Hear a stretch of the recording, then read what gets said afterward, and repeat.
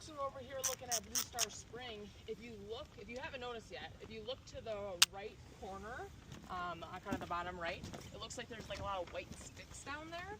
Those are actually bones of an adolescent bison that fell through about a decade ago.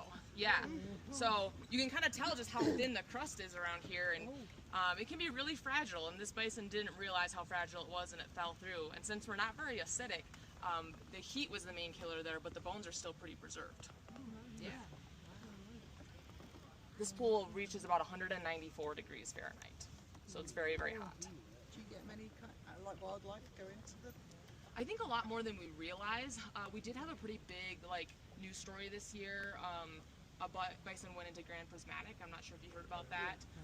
And that was cool. I mean, it was sad, but people got it on video, so it got to be a kind of a neat learning opportunity, though maybe a little bit traumatic. And so we do know that there's bones in some of these springs out here, but a lot of them we just can't see deep enough into them, and I think there's a lot more that we just don't know about. Yeah. Bison like to hang out next to these in the winter to warm up, so that can be a major culprit. Yeah.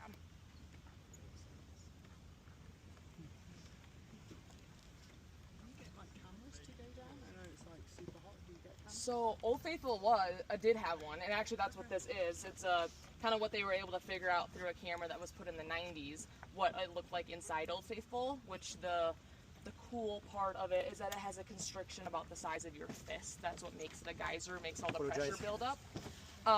We don't put it in our other pools, and probably never will put anything in Old Faithful again because we're afraid of something breaking off. And then since it's only a 4.5-inch constriction, it could clog that up, and now NPS ruined Old Faithful. That would be terrible. So that's why we don't do that. Though I think the technology probably exists that maybe we would be able to. We're still afraid of that happening. So no, it hasn't. We don't have cameras in most of our pools. That we haven't seen the inside of them. Yeah. Which is cool because that means that there's a lot of things we don't know. Yeah. Like Geyser Hill here, for example, we don't predict anything up there because they're all intricately connected underneath in ways that we don't even understand. And so one of them might erupt and then take the water and pressure from another one that was going to erupt. Versus Old Faithful, there's nothing else around Old Faithful. So that's why it can be so predictable. Yeah.